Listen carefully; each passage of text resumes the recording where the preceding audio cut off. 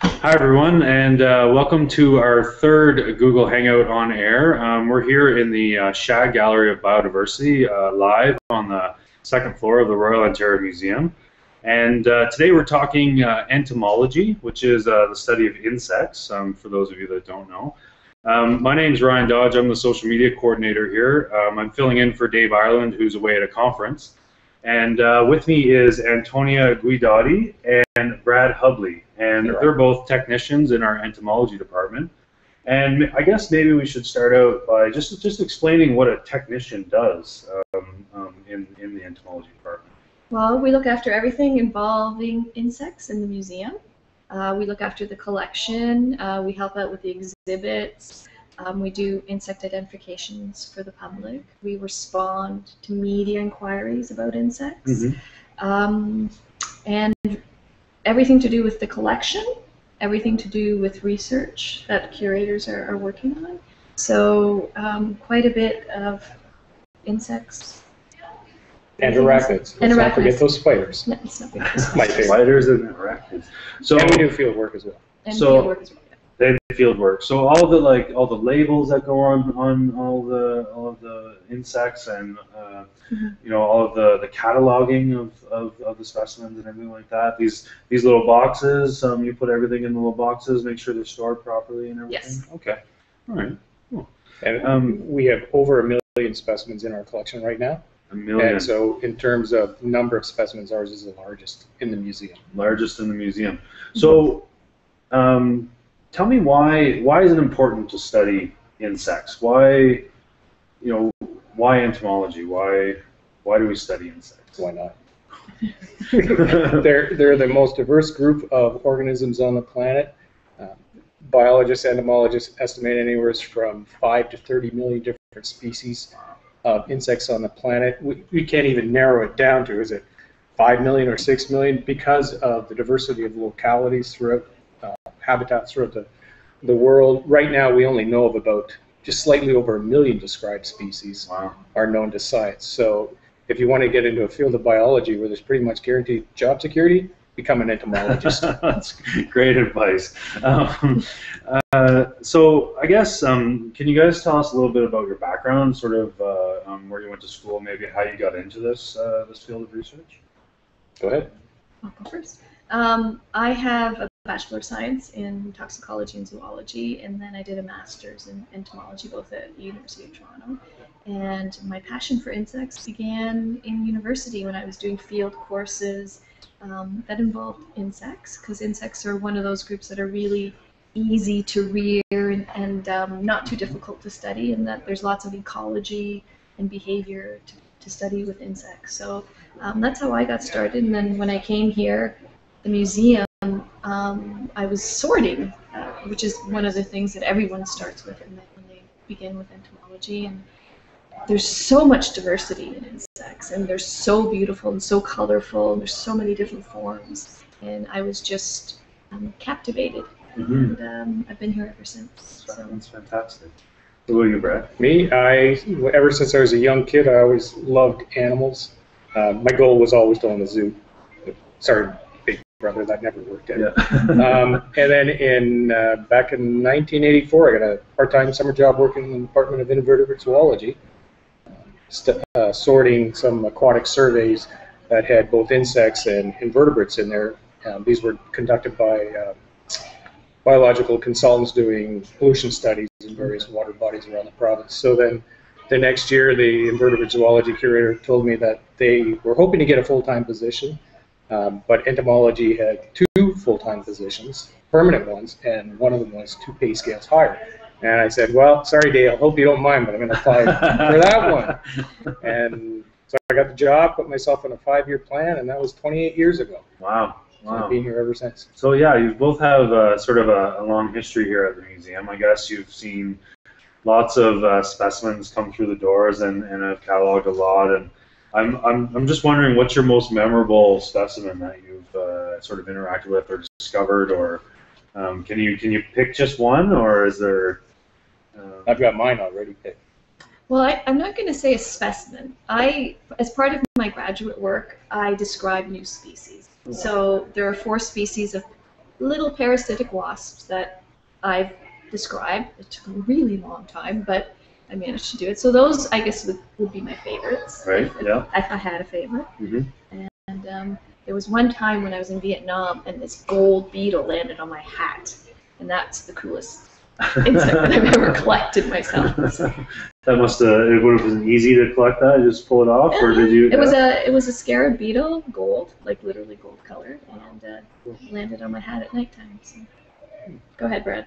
Well, unlike Antonia, I haven't described new species, but I've had 6.5 species named after me. Wow. So they're specific. 6.5? 6.5, yeah. The half is the butt end of a fish, believe it or not.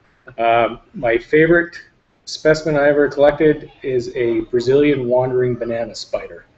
That was back in 1990. We were in the rainforests of Guyana, and I can remember about 5 o'clock in the morning, our invertebrate zoology technician, Don, started yelling at me from his tent, "There's a spider on my tent, knock it off." I said, "Don, I'm sleeping, just knock it off yourself." "No, I gotta go to the bathroom." "Don, just knock it off." So I hear him flapping on the tent, and a few minutes later, he comes back into his tent. About half an hour later, "It's back!" He's screaming at me, "Come and get this thing!" Oh, geez, okay. So I go out there, and it's a fairly big spider, about this big. Yeah. And so I had a big bottle forceps, and I grabbed it and put it into a net and took it out. And I thought I should take a picture of this thing. It's pretty cool. So it's on the ground, and then it immediately rears up on its back 4 legs, and its other 4 front legs are up like this, and it's got yellow and orangey, red, and black stripes on it. And I'm looking at this thing, and its fangs are just knocking at each other like this. So you can actually see the venom dripping down from its fangs. I didn't know what it was at the time. I thought, okay, this thing's a little too aggressive for me, so I'm just going to pickle you now. Well, brought it back to the museum and completely forgot about identifying it for a few years. Mm-hmm. And I came across it in the collection a couple of years later. And I said, I should try and key this thing out. Well, it turns out it's a wandering banana spider. It's considered one of the most venomous spiders in the world. First brush with death in the field, or do we really have to go down that no? road? We probably. Let's just say bamboo rafts and me and rivers in the heart of Borneo do not necessarily make a good mix. That's probably another hangout. Is Brad's? I'm sure you could get a couple of dozen curatorial staff here telling you about their close encounters. Well, I guess that's a good segue to talk about you guys in the field. Maybe Brad, you want to talk about maybe where you're headed next and what you're gonna look at collecting. Yep. And in April 30th, I begin the long journey to Mulu National Park in Sarawak in Borneo, Malaysia. I was there 3 or 4 years ago. This time we're actually climbing the full height of the mountain. So we start off at sea level, or about 100 meters or so, and to get to the summit, it's roughly over 2,000 meters in elevation. Okay. So we're hiring about half a dozen or more porters to help carry our stuff up there. Unfortunately, we can't go up by helicopter. It's not feasible, so we've got to make the arduous trek up there. So if you think about going up about 2,000 meters over about 9 kilometers, the climb is like this, and it's hand over foot pulling yourself up by tree roots and things like that. And the reason we're going there is back in, I think it was about 30 years ago, the Royal Geographic Society did some insect and arachnid surveys there, and one fellow in particular surveyed the cicada population on the mountain. For those of you out there, these are what cicadas look like. These are these large insects that make this high-pitched whining sound in the heat of the summer. So we're going to sample along this altitudinal gradient to see if this diversity has changed over these 30 years, and if so, can we relate it to climate change? Wow. It sounds like a fantastic project. I know a lot of the other biodiversity team are headed sort of staggered throughout April. So how long are you going to be there? Is it about a month that you're in? It's just over 5 weeks total, and accompanying we'll have ROM mammalogists and mycologists. Mm-hmm. They study fungi and mushrooms. Right. Okay. And Antonia, I think you usually stick closer to home when you're out in the field. Yes. Yeah. If you want to. Well, you know what? I'll say what my part is in this particular project. When the material's collected and it comes back to the museum, it needs to be processed. So it needs to be sorted, identified, labeled, all that. takes a long time because this is what one jar of specimens looks like when it comes back. There's probably thousands in there. And this one's already been sorted for all the wasps. They've already all been taken out. Once they get taken out, they get separated out into families, and then they get mounted. And I'm just going to show you quickly. This is some of the material that has come from Borneo, from that location where they're going.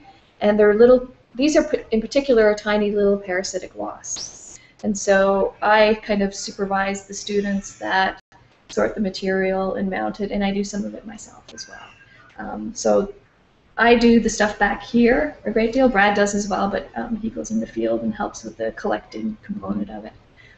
Some of the material goes to experts around the world who are working on particular families, and they actually identify new species from this. And right here is one species that has been identified from this material and described. A new species. It's a new species from that location. So the museum facilitates that for other people in other museums as well that are working on particular groups, because there's no way that we could do all of it here. No, there's just too many of them. It's great to have those partnerships around the world. I mean, if we're all looking to find those answers, why not share the share the load, I guess you could call it. So some people may know Antonia from, she's our star blogger from the biodiversity area on the ROM website, and she's done a lot of work with insects in Toronto, butterflies in Toronto, and has done a lot of publishing with the City of Toronto. I wondered if you could talk a little bit about that sort of work you do in the city. Well, the City of Toronto has, in the past 2-3 years, started working on a guide to the biodiversity of the City of Toronto. And when I say a guide, it's a series of guides. Right. So the one I worked on was The Butterflies of Toronto, which was published 2 years ago. Brad worked on the spiders. Way cool. Way cool. Spiders, yes, spiders. There's a reptiles and amphibians. There's a mammals that came out. There's a birds. I always forget one. The trees and shrubs they're still working on. Yep. Mammals, reptiles, and amphibians. Bees are next. Bees will be coming out in the next while. Birds. Birds was actually the first one. Fish. Fish came out. See, I knew I forgot one. We have somebody behind camera making these strange motions. We don't know whether it's a fish jumping, a bird flying. Thanks, Nicole. We're trying to keep this professional. So one of the other things that both Brad and I are working on now is also local, but not local. We're working on one of the field guides, one of the ROM field guides to the butterflies of Ontario. This is what the previous guides look like. There's a fish one, reptiles and amphibians, wildflowers, and a bird one. So we're working on the butterflies. There's 167 species recorded from Ontario. And it's coming out next spring. It's coming out in March 2014. Okay. So look for that, and people can find that in the ROM store, or will it be available online? Indigo. Yeah, both. Indigo, probably. yeah. Okay. And these field guides, are there for sort of amateurs in the field, or people that are interested, and they can take these field guides out and help identify species? And and they're specific to Ontario, so the butterfly one will be species that have been recorded only from Ontario. Okay. What's going to be different about our field guide to some other ones is, one, we're going to include caterpillars, because a lot of people don't make that connection with butterflies, that they start out as caterpillars. Right. And so we'll be including that in the food plants that the caterpillars feed on. And something else that's different about our field guide is the distribution maps. Normally, distribution maps will only include where that species has been recorded from. And what we're going to do is actually include also a predictive component. Oh, wow. Okay. So where it's expected to be based on vegetation, on climate, and any other factors. So there'll be the actual records on the maps, but also where they're expected to be found. So that information, I know you guys answer a lot of questions and emails and things from the public, and people that have questions about something they found in their backyard. Does that information on those maps come from the public, or is it something that has come from ROM research or research from our partners? Most of it is coming from original research and historical records. So thousands of these records are coming from observations made by members of the Toronto Entomologists Association. Okay. So there's a huge database there. There's information online that museums across the country have submitted to the Canadian and Global Biodiversity Information Facility websites. So you can actually go onto those websites and search for a particular species, and it'll show you where in Ontario it's been found, or across the country if it has that distribution as well. So I think we're dealing with 200,000 records or so, or more than that. Yeah. Okay. The Toronto entomologists have been keeping records and publishing them since the 60s. Mm-hmm. So all that information is going to be included in these maps, as well as the information from museum collections, as well as our own museum collection. So the one thing about the records, though, is when you get up to the far northern parts of Ontario, if you look at the distribution of some of these species of butterflies, you'll see that they follow Highway 17, and not much elsewhere. That's because people can't get into those remote places of the province. It's flying and get dropped off. Yeah. Interesting. That's cool how that works. There was something last year called a Rouge BioBlitz. Mm-hmm. I wonder if maybe you could talk about that. We've mentioned it a little bit because we had Jean-Marc and Simona here last Thursday. But I wondered if you could talk about it a little bit from your perspective, what that was and. So last June we did a BioBlitz in the Rouge, and what a BioBlitz is trying to record as many species as possible from an area in a short period of time. Ours was a 24-hour BioBlitz, and in that period, Entomology had over 450 species that we recorded, which is probably a drop in the bucket to what actually was there. Really? Can you maybe tell our audience where the Rouge is? Sure. It, yeah. The Rouge Park is the newest national park in Canada. It's on the border with Scarborough and Pickering. It's over 40 hectares. Is that right? It's huge. It's a huge area to try and cover in one day. There were over 200 scientists and students and participants at the BioBlitz. So we had people from all different fields, not just entomology, but as you mentioned, mycology was there, and there were everyone. Everything Birders, down, birders, people. fish. So just interested people from the public that are interested. Everyone that you And put out a public call. Okay. And people of the public were welcome to come and participate, or even just to observe. And they were helping collect it as well. Yeah, and they were helping as well. So we had over 1,450 species recorded from that one day of observation and collecting. And that is the biggest BioBlitz that was in North America last year. Oh, really? Based so on these species. happen at different locations all around North America. Yeah, so BioBlitzes take place in different parts of North America. When we're talking about a 24-hour BioBlitz, we're starting, let's say, at 9 o'clock in the morning and going right through the entire day overnight. Right. We're collecting at night. We had our ultraviolet light sheet out there. The herpetology folks were out there looking for frogs and snakes in the dead of night, and continuing on through till 9 or 10 o'clock the next morning. So it was nonstop. So I guess for you guys, what's the best time to collect for you? Does it depend on the species, or I guess it would? Well, with entomology, it's when they're most active. You mean during the day? Take it for example from the BioBlitz. Like, were you there from 9 in the morning till noon, or it depends. Late afternoon? Or? So for butterfly observations, it's when it's hottest, right? Okay. So the butterfly people have a certain window where they go out and go for the walk and take their observations. The moth people are at night where they do their observations and collect. So it's different even for the mammalogists. Some are active during the day, and then the bat people come out at night. Right. Yeah. So for us, anytime during the day, really we're going to collect something. We basically took shifts. So that the people, like, for example, myself and one of our graduate students, we went out like 2 or 3 times in my canoe and just sampled 2 or 3 different locations along the Rouge River and in the marsh, and did that throughout the day. Took a break in the afternoon and went back to the main area in the evening just before dusk, and set up our ultraviolet light sheet and stayed there for a couple of hours collecting moths and beetles that came flying in. Okay, cool. So This year, the BioBlitz is going to be in the Rouge again. Okay. We want to have a comparison from year to year, Right. but it's not going to be a direct comparison because we're going to have the BioBlitz in September. It's going to be September 14th, 15th. Mark your calendars. Everyone is welcome to come, whether they want to participate for part of it or all of it, or just observe. Do they just can they just Google Rouge BioBlitz, or will they find Yeah, information on our They website? should. There's or- an Ontario BioBlitz website. Okay, there you go. Yeah, if you want Yeah. to take part. And then that was going to be my next question. Do you do it the same time of the year every year at Rouge Park, or No. are there other BioBlitzes planned for other parks in the GTA or in Ontario, for that matter?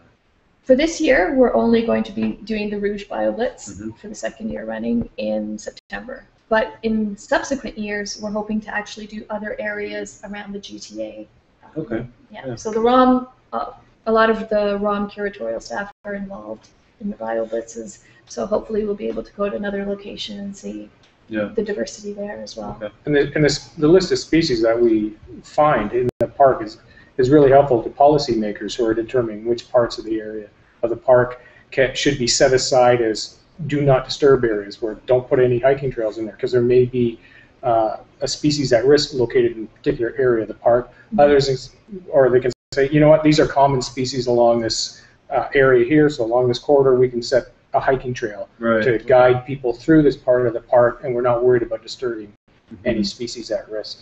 And in fact, we found a tarantula there in the park. We found a spider, which has been recorded from Ontario, but not from the GTA area. It's not quite a tarantula. It's in the It's in the same family. Same family. Yes, but it was a rather interesting find because they're not that common in Ontario. Yeah, no, I can imagine. Yeah, where do you think it came from? Was it someone's pet that? It's not. No, that kind Or of was it? tarantula. No, it was. It's a small one. Yeah, it was a small cousin or something. Yeah.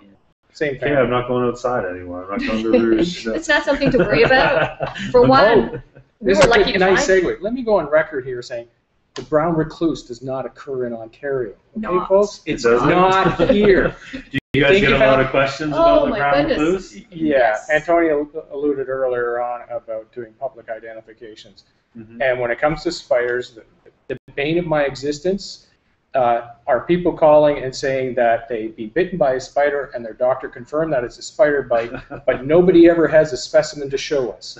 Well, how do you know it's a spider bite? Well, I saw one in the house. Okay, did you pick it up? No. Where was it in the house? In the basement. Well, where did you get bit? I think I got bitten up in the attic, the kitchen. So you think the spider wandered all the way up to find you and deliberately seek you out and bite you? So there's Spiders no, don't do that. There's no brown recluse spiders, and I think brown recluse are pretty, like, they stay away from humans, don't they? Or, You know, virtually every spider is going to avoid humans. Yeah. We're big, we're menacing to them, and the old adage is true. They're more afraid of us than we should be of them. right. And they're only going to bite in self-defense. Some of the big spiders, like fishing spiders, dock spiders, you can see wandering around near the shores of lakes and ponds and streams. If you try to pick them up, they will bite in self-defense Yeah, of course. because they think you're going to try to harm them. Threat. Yeah. They perceive us as threats, exactly. Yeah, it's all about survival. But Right? most household spiders, you can just pick them up, let them land on your hand. Most people aren't going to want to do that. And just observe them, watch them. And the next thing you know, they drop off. Yeah. Wow. They ran away. So we've got about 5 minutes left. I kind of wanted to get away from what you guys do on a day-to-day basis and talk about what you do when you're not at the ROM. Do you go out in the field and collect in your own free time, or do you kind of just get away from it all and do your own hobbies? Well, since I've been learning about butterflies the last few years, every time I get the chance, I go out and try and get pictures of butterflies and do some observations. And I'm fortunate that my children enjoy doing this as well, so they come along. It slows down our walks considerably, and my husband's a speed hiker, so So he's gone. and we're still behind taking pictures of butterflies. So yeah, in our spare time, we do a lot of traveling around, and I do enjoy. But I also play soccer. So Oh, nice. totally unrelated. Do you take your field guides? Do you take the field guides with you, or no? Yes, as a matter of fact, we do. And my children fight over which ones they want to read in the back seat. literally, we have all the ROM field guides, and so the other ones, they'll be like, no, I want that one. So, yes. And yet they haven't asked me for an autographed copy of the spiders. I already have one. No. We haven't. The spiders hasn't been out long enough. It isn't part of the. Almost a year. Where can the public pick up these Toronto species of Toronto booklets? If they're in existence still at Toronto Public Libraries, but they weren't a huge print run. Okay. And they went very quickly because of the demand. Oh, right. So we're hoping that the city can acquire some additional funds to do a second print run of them, or at least put the PDF online, because they are in high demand. Right. So the butterfly one you probably will not find in the public library, but the reptiles and amphibians and the mammals just got there within the last month, so they should probably be available. Run down and get those, yeah. Yeah, Okay. so check your public library. They're free, because that was the whole premise, that everyone should have these if they want them. Right. Okay. Yeah, and they're also in our library as well. They're cataloged in our library and archives collection, so you can come and read them there and take some notes if you're interested in all the different field guides. Trick question for you, Ryan. Do you know how many species of spiders are in Toronto? I have no idea, and I don't Take know if I want to know. Take a guess. I don't know if I want to For know. all you arachnophobes here, you I'm might not want the to tune biggest fan out. of spiders. So my wife used to live in Georgia, and there's brown recluse spiders in Georgia, right? So when you mentioned that, I kind of got a shiver down my spine, thinking that there was one crawling around That's somewhere. your shirt collar. But 10,000? No. 200. 200. 200 species At of least. spiders. At least. At least. At the time we published this. In the 200 Rouge, species. in the Rouge, it was over 100 that we know of. That you know of. Yeah. So, and that's just from a few collecting days. Wince? Spiders mostly aren't going to hurt you. I know. It's just, I think it's just a childhood, sharks are another, for me, but. I'm pretty sure there's not going to be a Sharks of Toronto. I hope not. Anyway, I hope not. I want to thank you guys for taking the time out of your busy schedules for doing this hangout for us. For those of you watching at home or wherever you are, we're doing this every Tuesday and Thursday throughout the month of April. We're trying to highlight our biodiversity staff here at the museum. Next, on Thursday at noon, we're going to be talking to Claire and Maureen, who work with in invert zoology, which is basically the study of animals without backbones. And Claire is a specialist in parasites of stingrays, so she's going to have some interesting stories about collecting tapeworms and things from stingrays in I think she's been to Borneo a few times, or Southeast Asia somewhere, South Pacific around there. She's been on shark. Vietnam, I think maybe. So hopefully she'll have some great specimens to show us. And if you have any questions, feel free to tweet them at us. Our handle is ROM Biodiversity or ROM Toronto, and the hashtag for the Hangouts is ROMHang. Thank you very much, everyone, for tuning in. Thanks, everyone. Thanks, Thank you. Bye.